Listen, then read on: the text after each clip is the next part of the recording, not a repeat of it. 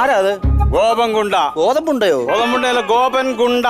ഞാൻ തോട്ടത്തിൽ തുമ്മി. നീ തോട്ടത്തിൽ തുമ്മുവോ മുറ്റത്തും ഉള്ളൂ, അതെനിക്ക് വിഷയമല്ല. അല്ല, ആട്ട എന്നാ വന്നേ?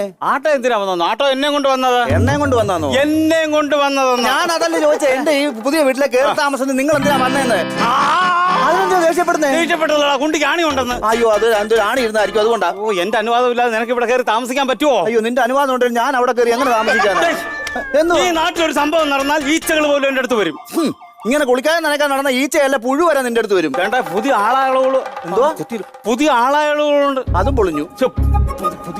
പുതിയ ആളായോണ്ട് പറയുവാ. ഒത്തല്ലോ. കറക്റ്റ്. ഒരു മിനിറ്റ്. എന്നാ സംഭവം? ഇവിടെ ഒന്ന് പറഞ്ഞാൽ കറക്റ്റ് ആവുക. എന്താ സംഭവം? എന്താ? പുതിയ ആളായോണ്ട് പറയുവാ.